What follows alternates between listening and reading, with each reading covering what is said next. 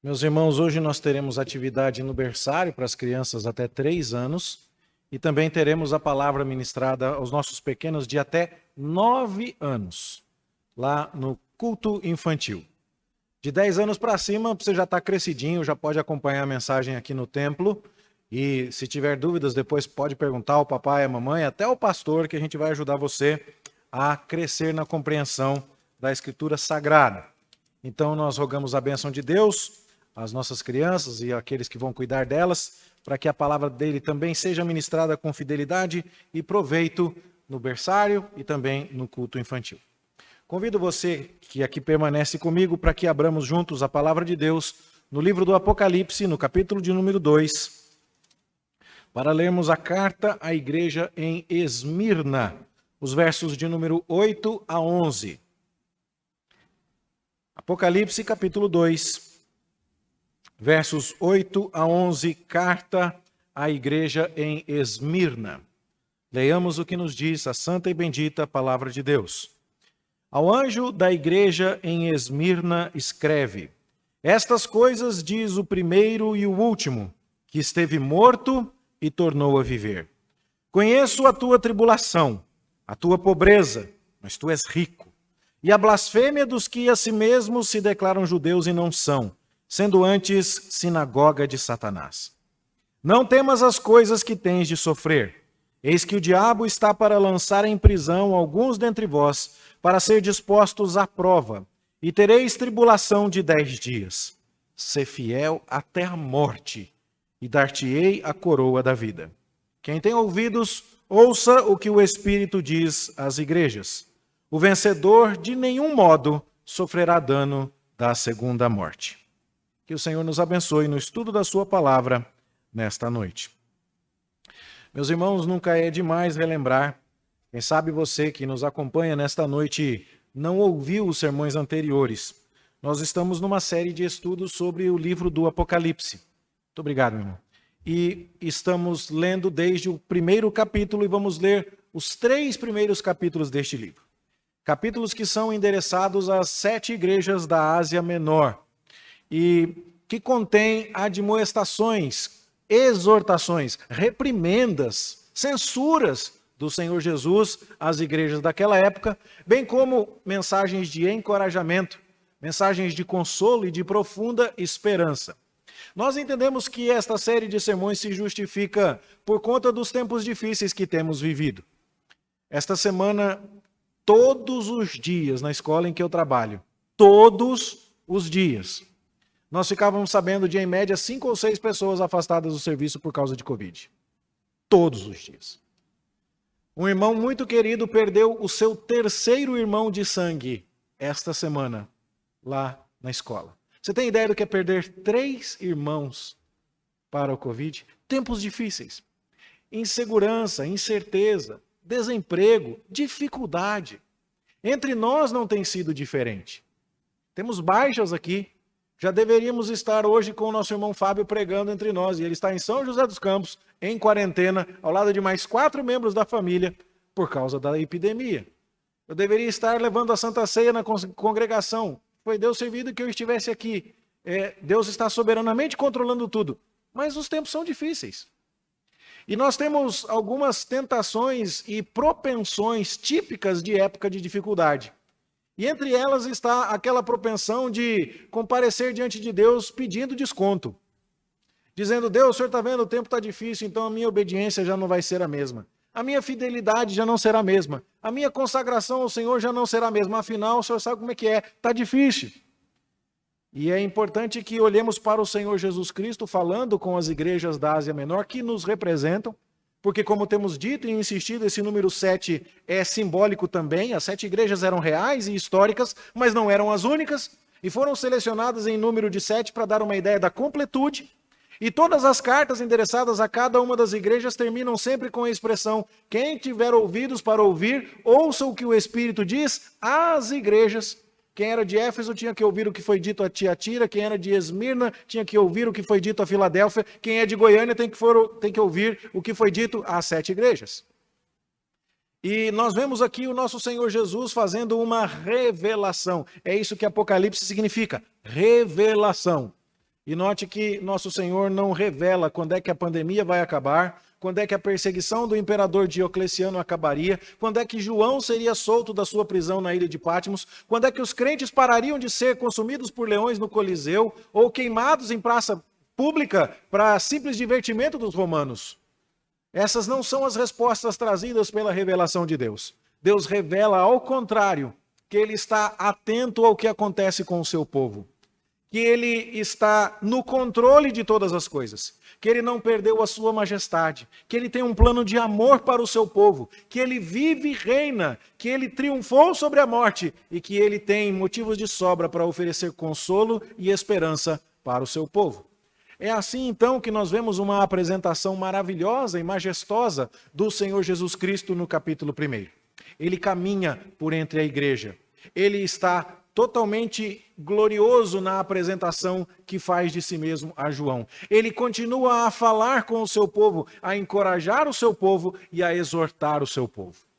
E então, as 7 cartas são endereçadas às igrejas que leriam em primeira mão este livro do Apocalipse, a revelação do que estava para acontecer, a interpretação que o próprio Deus faz das circunstâncias da vida.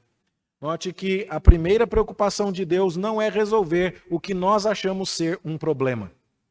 A primeira preocupação de Deus é revelar para nós como é que Ele enxerga e conduz todas as coisas e o que é que Ele está fazendo. E aí, então os problemas mudam de perspectiva para nós. Quando compreendemos o tamanho maior de nosso Deus, os problemas ficam pequenininhos. Frase de para-choque de caminhão, cuja teologia não é das melhores, mas a verdade está lá de alguma forma.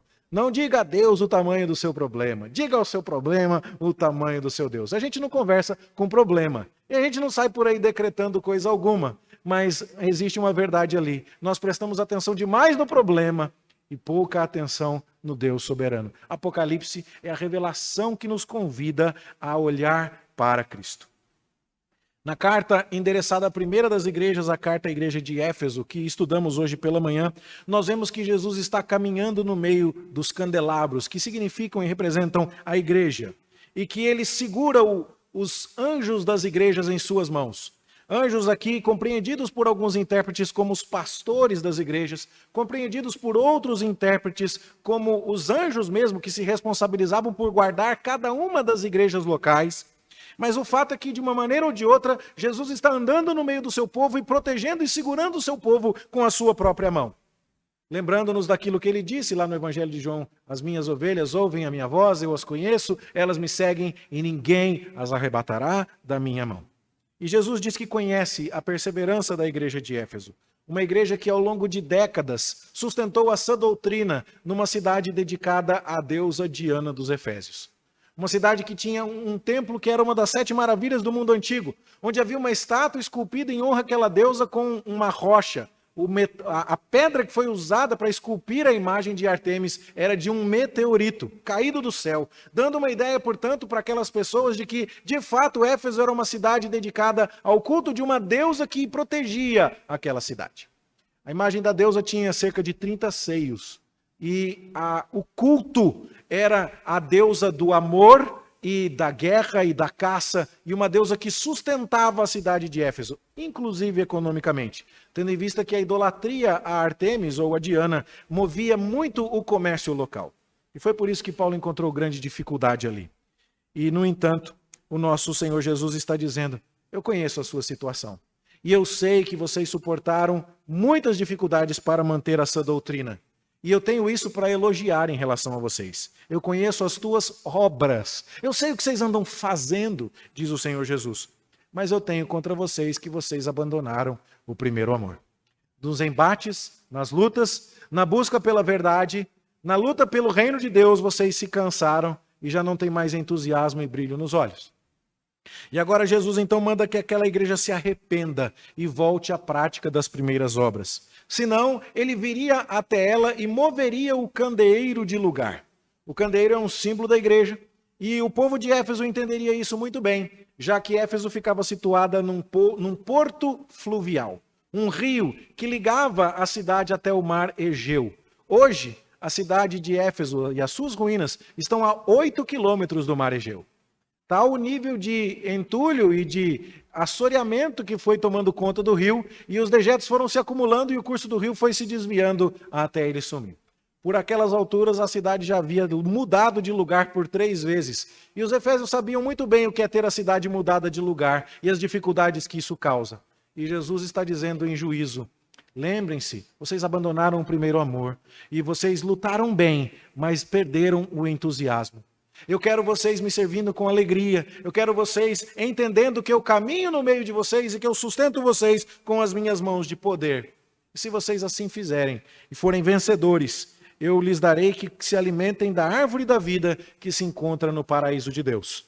Para aqueles que sabiam que na cidade de Éfeso a deusa Diana se dizia a alimentadora da cidade, Jesus dizer: eu é que vou alimentar vocês com a árvore da vida, é um forte contraste com aquilo que se ensinava em termos de idolatria naquele local. O que nós aprendemos hoje cedo com a leitura da carta à igreja em Éfeso? Que a mensagem de Deus em sua palavra é profundamente contextualizada. Note que a primeira igreja é a igreja de Éfeso, e se você enviasse a carta até aquela igreja, de alguma maneira, como podemos imaginar, por navio, João então escreveu o livro, enrolou o pergaminho e entregou na mão de alguém, e essa pessoa subiu no navio, porque Pátimos era uma ilha, uma prisão de segurança máxima, e essa carta contendo, esse livro contendo a mensagem de Apocalipse, chegou no primeiro porto disponível, Éfeso. E João era exatamente o pastor da igreja de Éfeso na ocasião. Então é natural que a mensagem comece por ali. E quando você começa a analisar o mapa da região, você percebe que Esmirna é uma cidade que está numa rota que forma uma espécie de círculo. E que esse círculo percorre a região da Ásia Menor no sentido horário. Esmirna está a cerca de 56 quilômetros de Éfeso e era a próxima cidade. E é por isso mesmo que a próxima carta é endereçada à igreja na cidade de Esmirna. Jesus conhece a história da igreja, as suas lutas, Jesus conhece o porto da igreja, Jesus conhece a idolatria praticada na cidade de Éfeso, e tudo o que ele fala é contextualizado. Não estamos falando aqui, irmãos, de uma mensagem bonita para ouvirmos e refletirmos filosoficamente, mas que não vai impactar a nossa segunda-feira. Estamos falando de Deus dirigindo a sua palavra ao seu povo, à sua igreja, e convidando a mim e a você que temos ouvido para ouvir o que o Espírito diz à igreja e tomarmos isso como palavra para nós. E a palavra dada à igreja de Éfeso é: cadê o brilho dos seus olhos? Cadê o entusiasmo? Cadê aquele amor com que você já serviu a Deus no início da sua jornada cristã e que agora, por força de alguma decepção, seja com uma autoridade eclesiástica, pastores decepcionam. Se você não se decepcionou com o pastor Márcio, espera só um pouquinho. Mesmo que eu não queira, eu vou falhar. E você vai acabar percebendo que eu sou de carne e osso e tão pecador quanto você. E muitas pessoas têm dificuldade em entender isso. É claro que há decepções que são mais profundas e que às vezes não são tratadas, e a igreja é culpada disso, muitas vezes.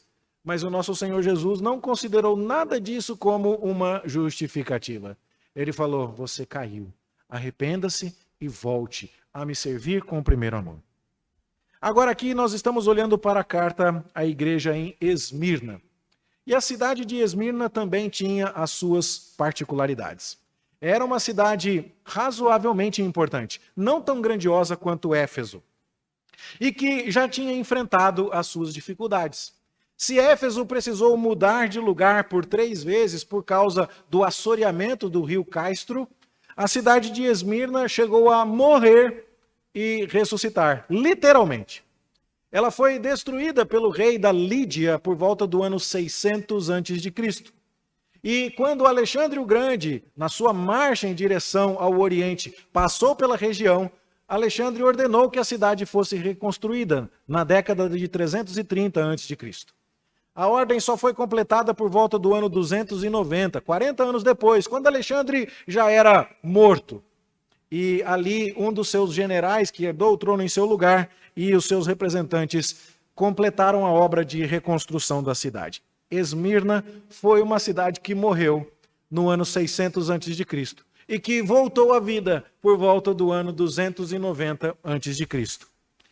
E note o que é que Jesus usa para se apresentar àquela cidade? Ao anjo da igreja em Esmirna escreve: estas coisas diz o primeiro e o último, aquele que esteve morto e tornou a viver. É Jesus dizendo: eu estou falando com você. Como é que Jesus falaria conosco aqui? Estas coisas diz aquele que gosta de piqui? Como é que Jesus falaria conosco? Certamente ele encontraria alguma conexão muito mais sábia do que essa minha, que é tão infantil, entre a sua história, a sua vida e a nossa realidade aqui em Goiânia no ano de 2021. E 22, né? Já mudamos. Note que na carta à igreja em Éfeso, nosso Senhor Jesus falou assim: eu conheço as tuas obras. Isso porque a igreja de Éfeso tinha feito muitas coisas boas. Eles tinham lutado contra os homens que se diziam apóstolos e na verdade não eram. Eles tinham lutado contra as falsas doutrinas. Eles tinham inclusive recusado a doutrina dos nicolaítas, que eram pessoas que estimulavam a licenciosidade no âmbito sexual e no âmbito da comida sacrificada aos ídolos. E essas batalhas dos Efésios eram conhecidas por Jesus, e Jesus escreve lá na carta aos Efésios, ou melhor, na carta à igreja em Éfeso, para não confundirmos com a carta que Paulo escreveu aos Efésios. Jesus diz no verso 2 do capítulo 2, conheço as tuas obras. Mas veja que no verso 9 aqui do capítulo 2, Jesus diz assim, eu conheço a tua tribulação, a tua pobreza e a blasfêmia dos que a si mesmos se declaram judeus e não são. Note que Jesus aqui não está colocando o foco nas coisas boas que eram praticadas pelos irmãos em Esmirna. E isso não é porque não havia coisas boas a serem praticadas, ou que estavam sendo praticadas por aqueles irmãos. Não, até porque Jesus não faz nenhuma censura aos irmãos da igreja em Esmirna. É muito comum que em cada uma das 7 cartas o Senhor Jesus tenha um elogio a fazer e uma crítica a fazer.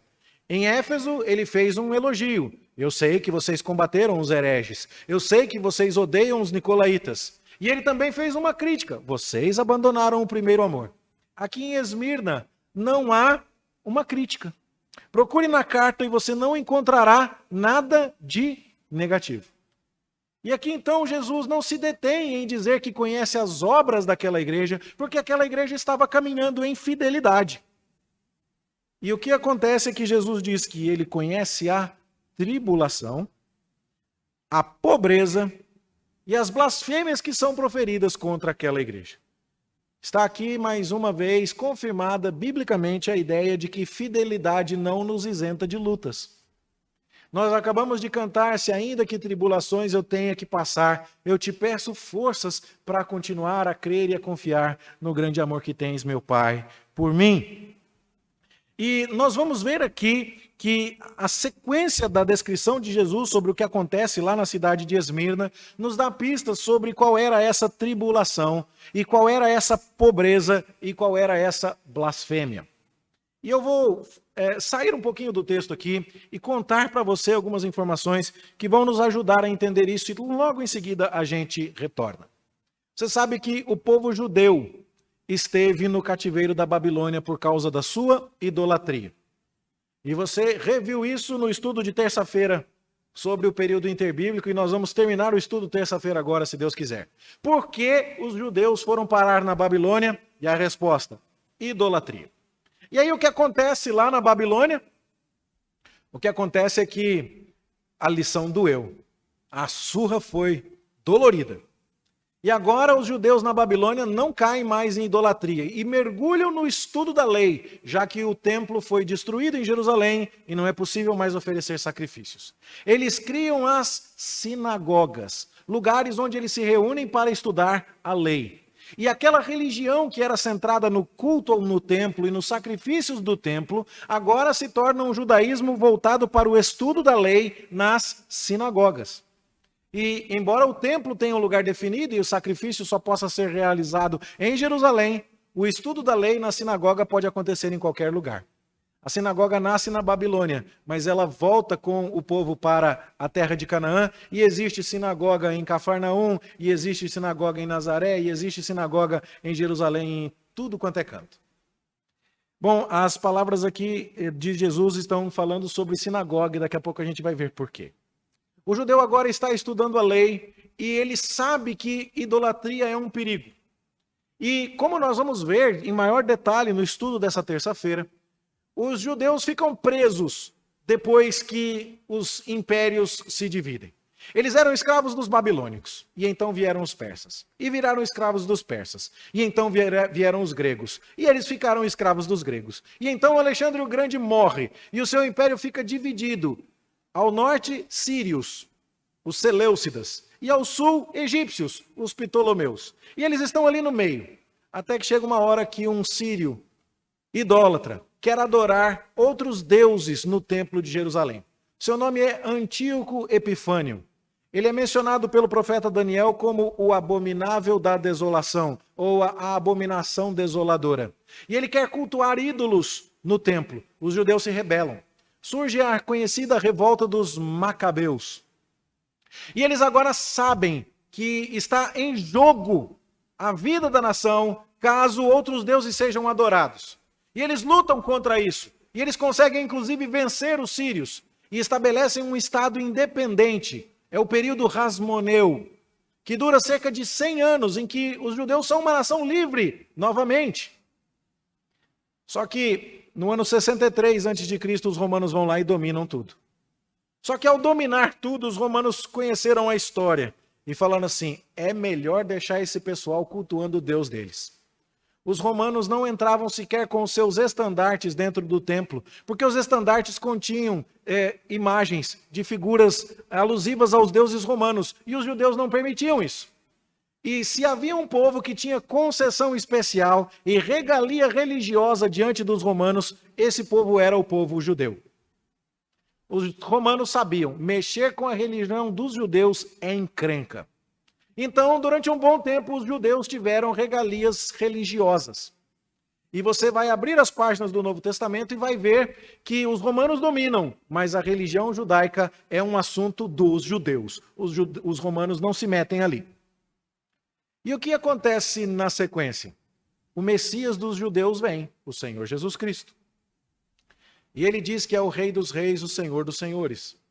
E o que se esperaria é que todos os judeus se tornassem automaticamente cristãos. E que todo mundo que entendia o Antigo Testamento e esperava por um Messias, recebesse a Jesus. Mas não foi isso que aconteceu. Alguns judeus creram, outros não creram. E agora o judaísmo está rachado. Tem judeu não cristão e tem judeu cristão. E o que é que os judeus não cristãos fazem para atrapalhar a vida dos judeus cristãos? Eles chegam para os romanos e dizem assim, esse aí eu não conheço não. Esse aí está dizendo que está adorando um outro Deus chamado Jesus, que não é o nosso. Nós temos licença como judeus para adorar ao nosso Deus e ter a nossa religião. Mas esse pessoal aí, não tem licença não. Pega eles. Os judeus começaram então a dedurar, começaram a entregar, a trazer ao conhecimento dos romanos a ideia de que os cristãos eram pessoas que praticavam uma religião não tolerada, não permitida pelo Império Romano. Com isso em mente, você começa a ler o livro dos Atos dos Apóstolos e você começa a ver como que muitos judeus são perseguidos. E o apóstolo Paulo persegue muitos cristãos são perseguidos. E o apóstolo Paulo é do time dos judeus não cristãos e ele está perseguindo judeus crentes em Cristo. Até que Paulo se converte e passa a ser perseguido também. Que Paulo, inclusive, vem a ser decapitado, segundo a tradição nos informa.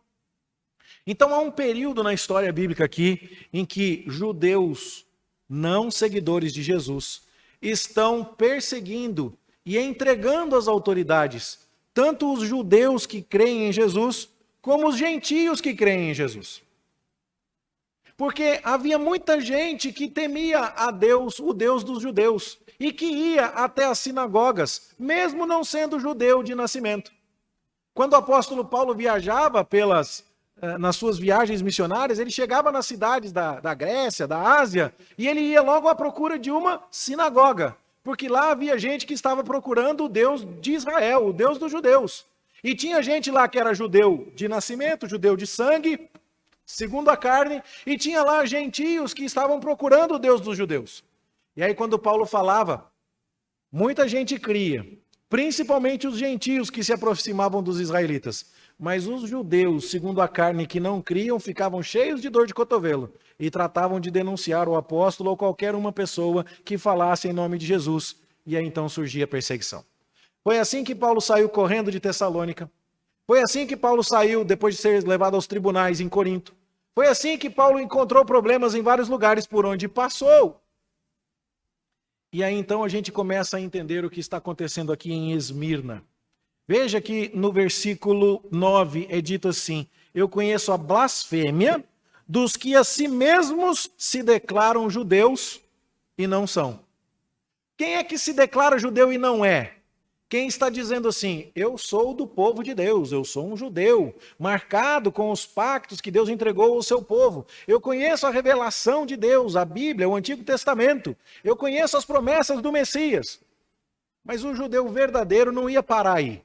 Ele ia entender que Jesus Cristo é o cumprimento de todas essas promessas. E o judeu verdadeiro, portanto, seria judeu cristão. Mas quem diz que é judeu e na verdade não é? É o judeu que parou aqui. É judeu, mas não é cristão. E o que esse pessoal está fazendo? Está entregando para a perseguição os cristãos, quer sejam judeus, quer não sejam. Onde é que esse povo se reúne? Na sinagoga. E como é que Jesus está chamando eles? Sinagoga de Satanás. Por que o nome Satanás é escolhido aqui? Porque a palavra Satanás significa acusador. E o que os judeus estão fazendo com relação aos outros? Estão chamando os romanos falando, olha ele, e estão acusando. E então o que acontece com essas pessoas? Essas pessoas são interpretadas como maus cidadãos pelo Império Romano. São interpretadas como pessoas que exercem uma religião não permitida pelo Império. O judaísmo tem concessão, o cristianismo passa a não ter. E é por isso que o imperador está prendendo João. E é por isso que o imperador está queimando cristãos. É por isso que cristãos estão sendo devorados pelas feras. E os judeus estão ajudando a entregar estas pessoas. Por ciúme, por inveja. Como acusadores. Como sinagoga de Satanás. E aí o que acontece? Alguém que está numa situação como essa passa a ter dificuldade para arrumar emprego. Passa a ter dificuldade para comprar e vender.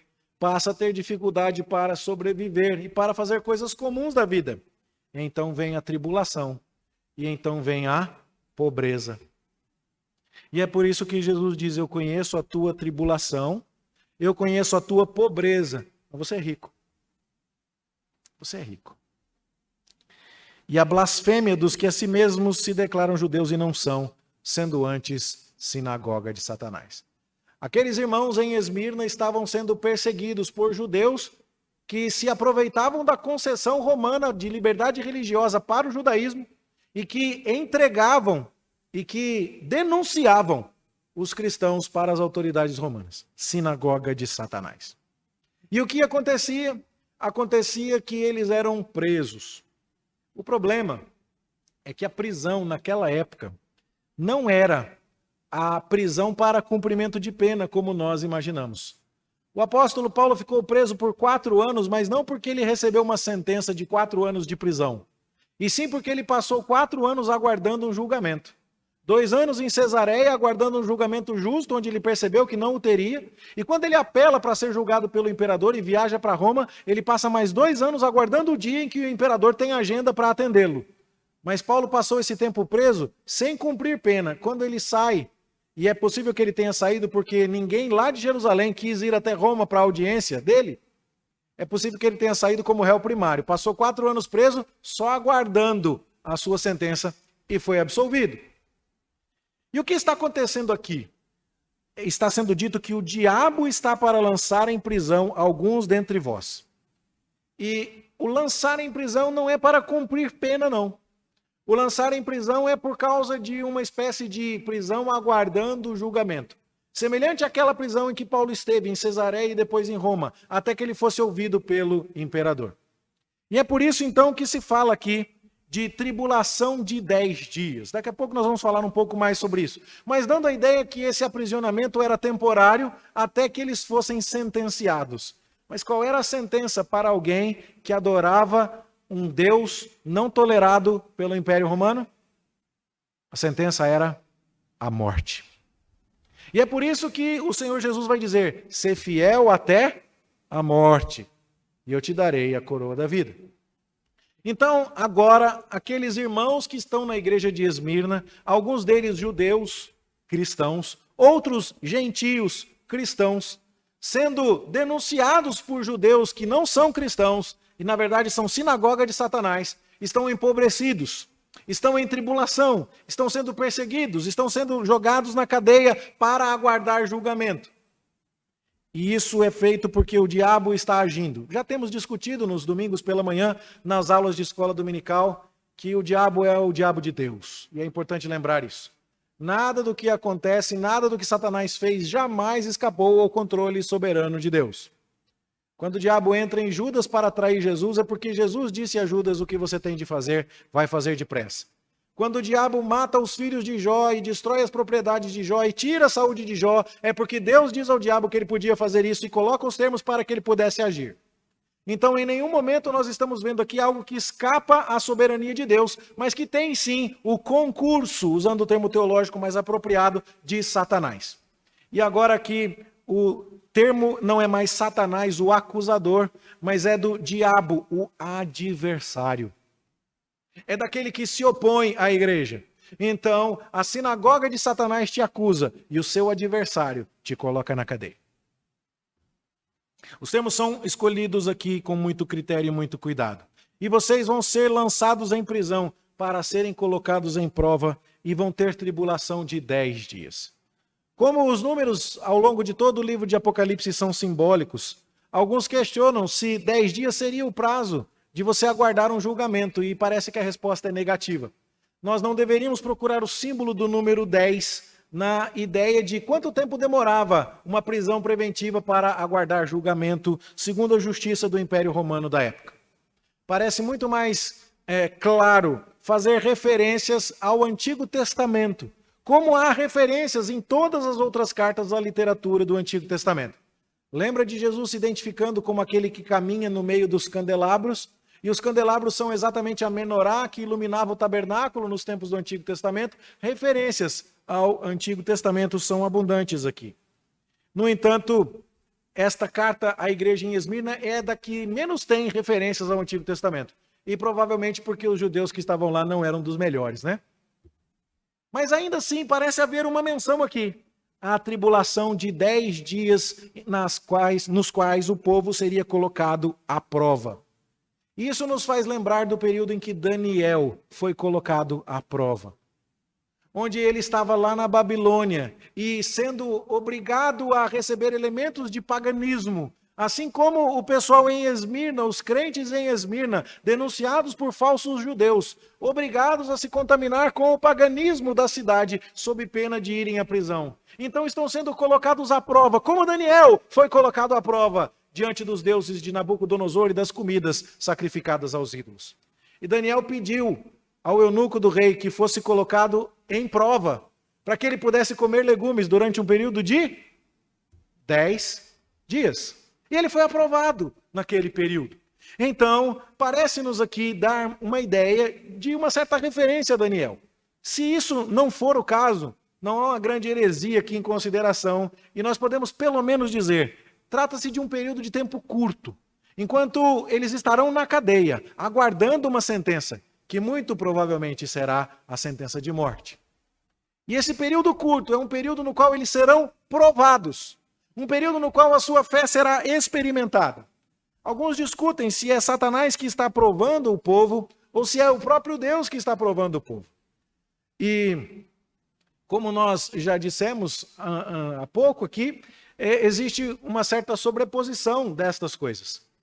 Quando Satanás tirou os filhos de Jó, quando Satanás tirou a saúde de Jó, quando Satanás tirou todos os bens de Jó e ele compareceu diante de Deus. O que foi que Deus disse? O meu servo Jó permanece fiel, ainda que você me tenha instigado para que eu o consumisse sem causa. Então, nós não precisamos caminhar muito nesta distinção, se é Satanás querendo nos fazer desistir da fé, ou se é Deus querendo nos fazer aprimorar a fé e fortalecer a fé mediante a tribulação, porque essas duas coisas, na verdade, inclusive, caminham juntas. E aqui então é dito, sejam fiéis até a morte, e eu darei a vocês a coroa da vida. Mais uma vez, nós vamos encontrar aqui elementos próprios da cultura e da cidade. A cidade de Esmirna tinha Jogos Olímpicos, famosos. E a premiação que era dada aos atletas não era tão interessante quanto a de hoje. Uma medalha olímpica de ouro vale uma fortuna. E era tanto dinheiro que houve uma época aí que as medalhas foram feitas de ouro só pelo lado de fora, elas tinham um recheio que já não era mais de ouro. Mas era comum, inclusive, o camarada pegar a medalha e dar aquela mordida para ver se amassa, para mostrar mesmo que era de ouro mesmo. A medalha vale muito dinheiro. Naquela época, quando você corria e ganhava a corrida, você ganhava uma coroa feita de folhas de louro. E a coroa era colocada com folhas trançadas em cima das suas orelhas aqui. E 3 dias depois já estava murcha. E é por isso que nós vamos ler na Escritura que quando o Supremo Pastor se manifestar, diz o apóstolo Pedro, nós vamos receber a imarcessível coroa de glória. Essa palavrinha difícil, imarcessível, quer dizer uma coroa que não murcha. É uma coroa que Jesus vai colocar na nossa cabeça e ela nunca vai murchar. É uma medalha que não precisa ser polida. É um troféu que não enferruja. É uma recompensa que não se decompõe. E aqui então é possível que Jesus estivesse dizendo, você conhece bem as regras do esporte na cidade de Esmirna. Trabalhe e persevere, seja fiel até a morte, e eu vou te dar a coroa da vida. Mas existe uma segunda possibilidade que também não deve ser descartada. Havia templos religiosos muito famosos em Esmirna, e o complexo de adoração a esses deuses envolvia uma avenida que ligava os 2 maiores templos da cidade. E aqueles 2 maiores templos ligados por essa avenida, esse complexo arquitetônico era conhecido como a Coroa de Esmirna. E a cidade era famosa, portanto, por causa desse monumento. Assim como aqui em Goiânia há um monumento que me parece que ficou famoso, sou goiano há pouco tempo, mas aquele monumento em que você tem lá as hastes trançadas ali, vira uma espécie de cartão postal da cidade. Isso aconteceu em São Paulo, com a ponte suspensa que foi feita lá. Aconteceu em São José dos Campos, minha cidade, onde foi feita uma ponte assim também. Aquilo se torna uma espécie de cartão postal da cidade. Esmirna tinha o seu cartão postal, conhecido como a Coroa de Esmirna, onde 2 templos eram unidos por uma avenida.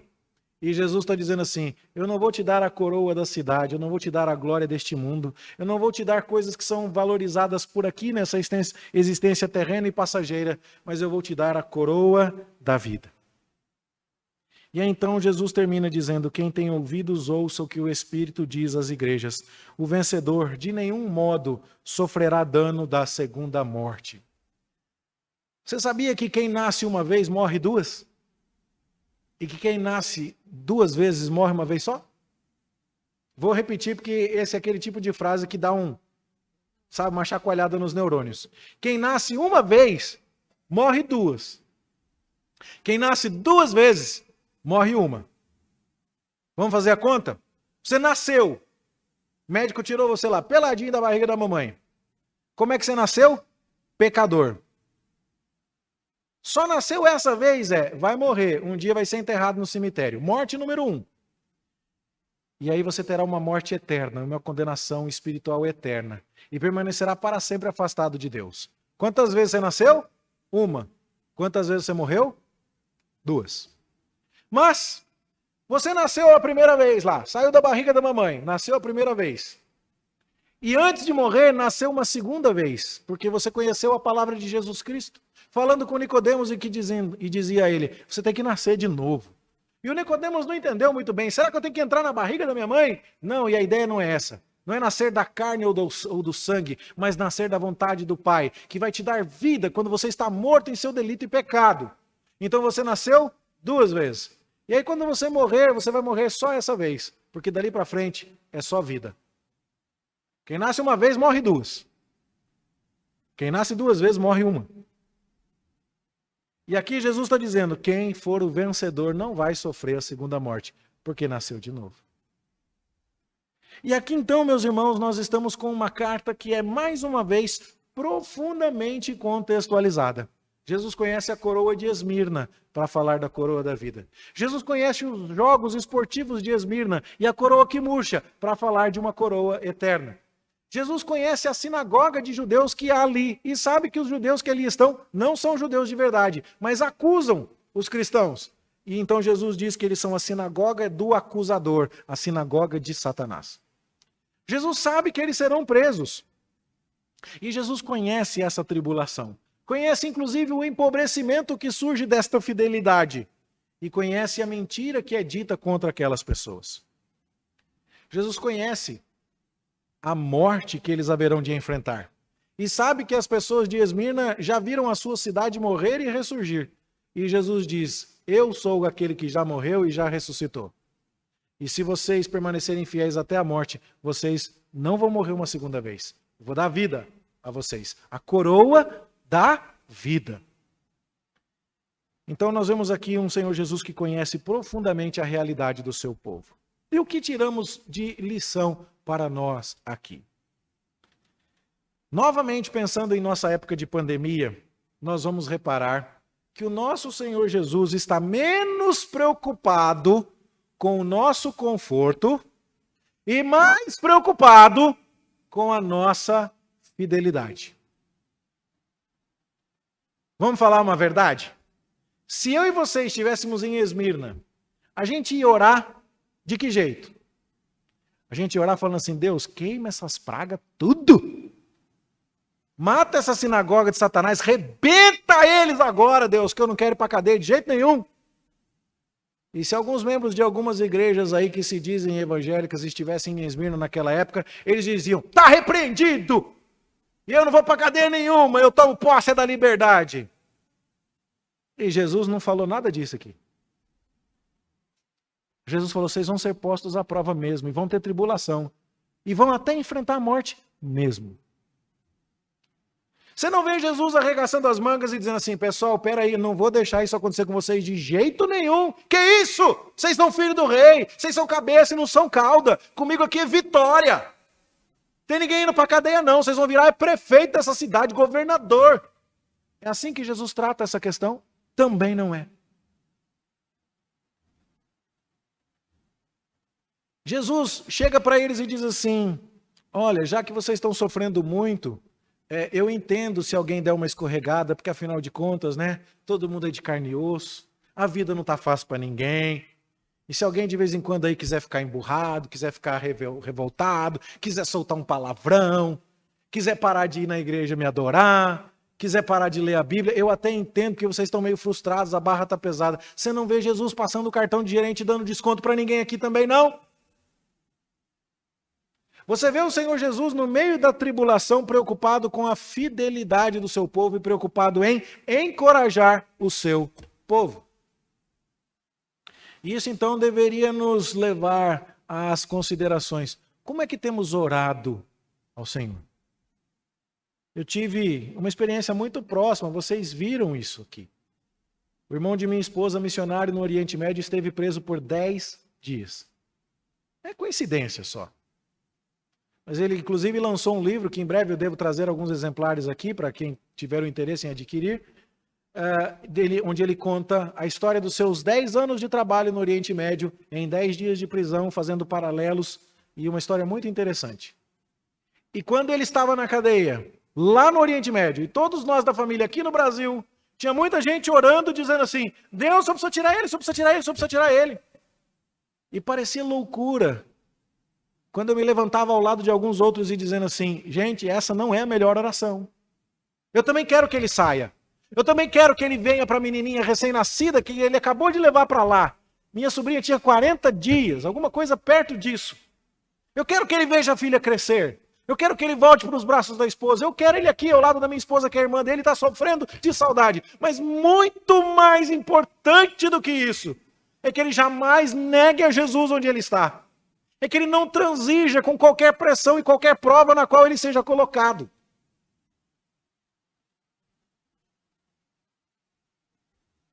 Será que você está orando muito para Deus te tirar do problema e orando pouco para Deus te manter fiel?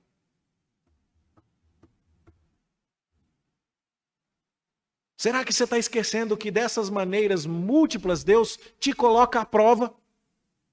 E que o interesse dele é premiar você por uma vitória e ele será glorificado à medida em que você permanece fiel apesar das circunstâncias? Como é que Deus será mais glorificado? Se você, enfrentando dificuldades, estiver começando a olhar falando assim, ó Deus, não sei não, hein? Não sei se desse jeito eu continuo crente. Aí Deus vai lá e fala, tá bom, vai, vou acabar com a dificuldade. Aí você fala, desse jeito eu sirvo ao Senhor. Se não for para me incomodar muito, se não for para me dar muito trabalho, se não for para me tirar de casa domingo cedo, se não for para me fazer qualquer outra coisa assim, aí eu te dou uma chance, Deus. Então a gente chega lá no céu e vai ver a glória sendo tributada a Deus. E a gente olha para as pessoas que resolveram seguir a Deus.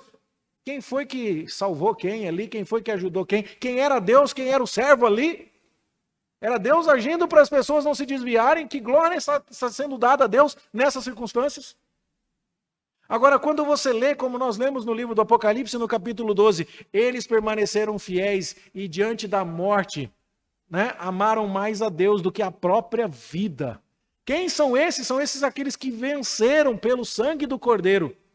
E a gente chegar lá no céu e ter um monte de gente que passou pela morte, que passou pelo espólio, que passou por acusações falsas, que foi perseguido por sinagoga de Satanás, que foi injustiçado no emprego,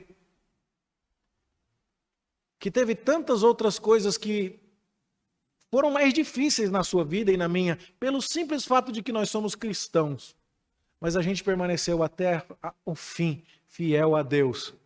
Quando nós recebemos essa recompensa, a glória de Deus será muito maior. E é isso que Deus quer. Ele quer ser glorificado em nós. E Ele quer que nós estejamos dispostos a viver assim. Foi isso que Ele quis dizer quando disse, alguém quer vir após mim?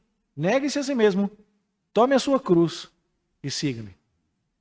A cruz é um símbolo de morte. Quem está carregando uma cruz, quando Jesus estava carregando a cruz, quanto tempo de vida sobrava para Ele? Era o tempo de chegar no monte, enfiar a cruz no chão e pendurar ele nela. Ele já estava morto. É quando a gente diz assim, eu morri para mim.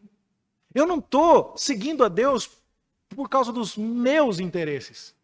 Eu estou servindo aquele que esteve morto e ressuscitou. Aquele que caminha no meio da igreja, aquele que tem os anjos nas suas mãos, o alfa e o ômega, o princípio e o fim, o soberano dos reis da terra, aquele que tem uma espada afiada saindo da sua boca, os pés de bronze polido. Eu estou servindo a esse Cristo glorioso. Ele vale qualquer sacrifício. Ele vale qualquer custo. Ainda que com perdas e com dor, eu sempre seguirei a ti, Senhor. É desse cristianismo que nós estamos falando. Talvez a sinagoga de Satanás não esteja perseguindo crentes nos dias de hoje com fogo alto. Talvez a sinagoga de Satanás esteja querendo fritar os crentes hoje no fogo baixo. E tem muito crente parecendo a rã na chaleira. Conhece a história? Eu acho que chama psilotérmico. É isso mesmo, Núbia? É, né? Eu lembro por causa da Priscila. Eu falo priscilotérmica, porque minha esposa não tem sistema de aquecimento. Quando está calor, ela está suando. Quando está frio, ela está com frio. A rã, você sabe disso, se você coloca ela na água a temperatura ambiente e liga o fogo bem baixinho e vai esquentando devagarzinho, ela morre cozida sem perceber. Mas se você jogar ela na água quente, pelando, ela pula. E às vezes, parece que nós estamos meio que entendendo a perseguição, né? Se aparecer alguém e colocar um revólver na tua cabeça e falar assim, ou nega Jesus ou eu te mato, é capaz até de você perceber que a água ali está quente e resolver tomar alguma medida. Mas quando as coisas vêm devagarzinho, em pequenas e pequenas concessões, em coisas que você diz a respeito disso, eu não estou disposto a servir a Deus. Nessa área da minha vida, eu não estou disposto a me consagrar ao Senhor. Aqui eu não serei fiel porque eu não quero. Porque isso me incomoda, porque isso me traz prejuízo. Não, eu não quero, não. Eu até vou à igreja, mas eu tenho minhas condições. Eu até me torno membro, mas conforme o meu esquema. Eu até sigo a Jesus, mas ele tem um direito até certo ponto sobre a minha vida. Não é assim que Deus escolheu ser glorificado por cristãos verdadeiros em sua palavra. E aí, então, meus irmãos, nós precisamos nos lembrar destas coisas. São dias em que toda hora nós estamos tomando decisões. Eu volto a falar, eu não sou o juiz da sua vida. Eu não sou o juiz da sua vida. O juiz da sua vida é Deus. Mas este livro julga a mim e a você. E ele foi nos dado para que a gente soubesse o que é a verdade. E ele foi nos dado para que a gente medisse a nossa vida a partir dele. Faz parte do nosso dever como irmãos olharmos uns para a vida dos outros a partir da luz desse livro e nos perguntarmos: irmão, na prova na qual você está sendo colocado, você está sendo fiel?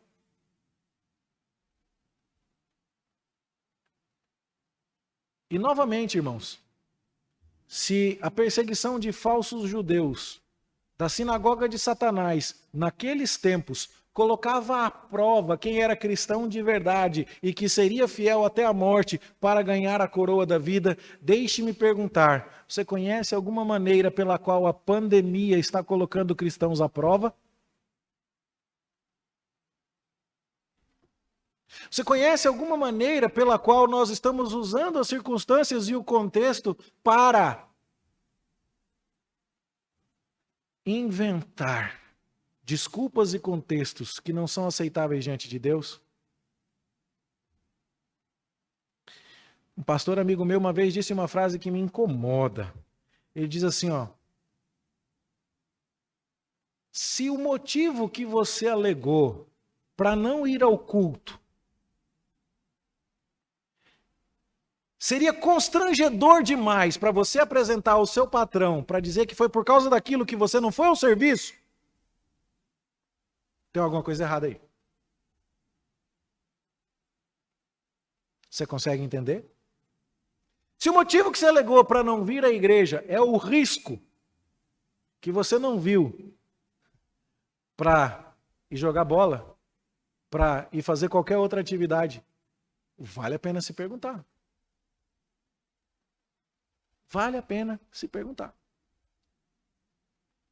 E às vezes a gente está esperando a perseguição no fogo alto e ela está vindo no fogo baixo. E esquentando a gente devagarzinho. Nós estamos sendo colocados à prova. Onde está a nossa fidelidade?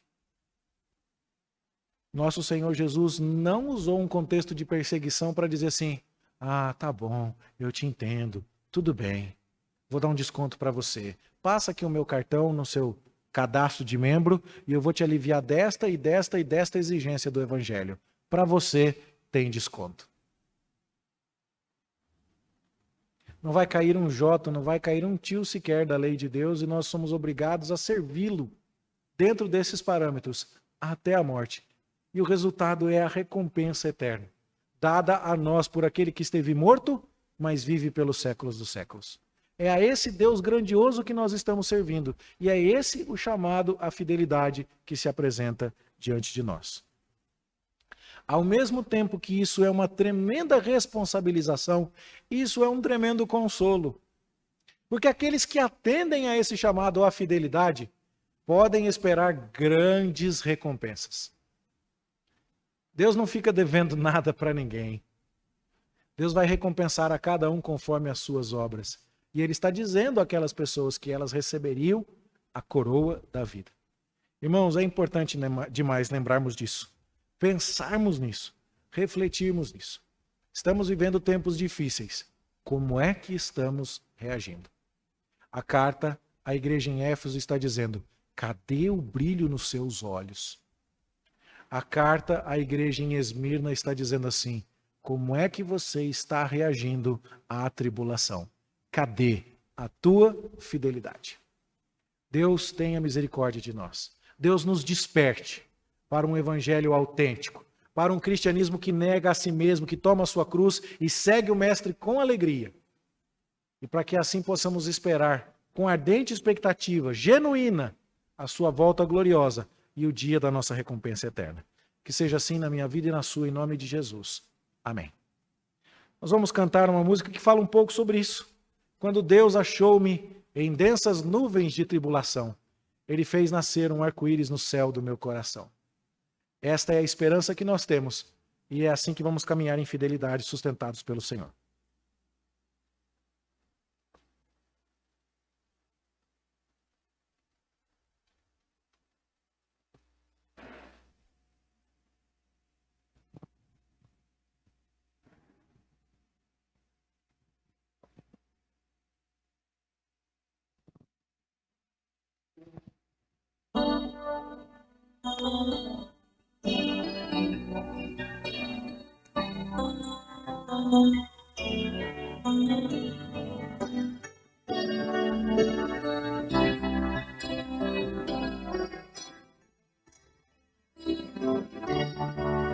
Cada estrada em que eu andei, eu pensei daria certo.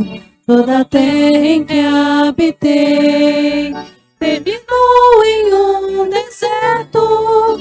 Quando Deus achou-me em trevas, disse: haja luz. Quando Deus achou-me em guerra, disse: haja paz. Quando Deus achou-me em negras nuvens de tribulações, fez nascer o arco-íris no céu do meu coração. Toda vez que eu tive sede, Ele deu-me de beber.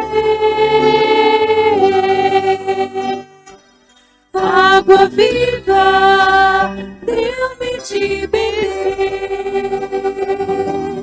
Água viva, deu-me de beber.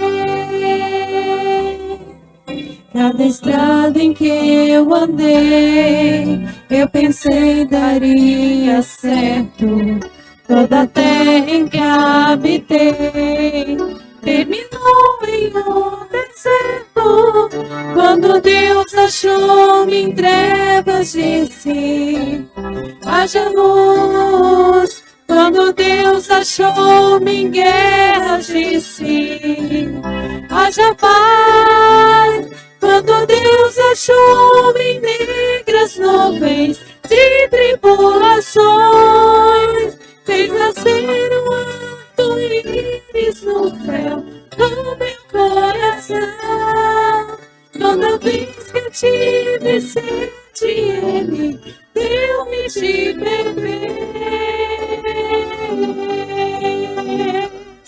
Água viva, deu-me de beber. Água viva, deu-me de beber.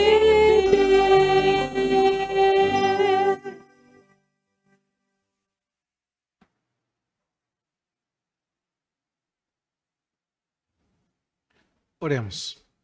Nós te adoramos, Senhor Deus, porque o Senhor conhece as nossas obras, as nossas tribulações, as nossas lutas, o nosso pecado. E ainda assim nos ama em seu Filho Jesus Cristo, que nos exorta, nos encoraja, nos admoesta, nos conclama à fidelidade e nos promete recompensas por isso.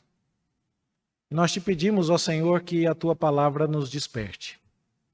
Se estamos adormecidos, se estamos acovardados, se estamos cedendo às pressões, se estamos sendo cozidos em fogo baixo, ó Deus, que haja despertamento em nossa alma, para que possamos te servir com fidelidade, para que, à semelhança dos nossos irmãos do passado, que enfrentaram oposição muito maior, possamos ser fiéis até a morte e receber do Senhor a coroa da vida.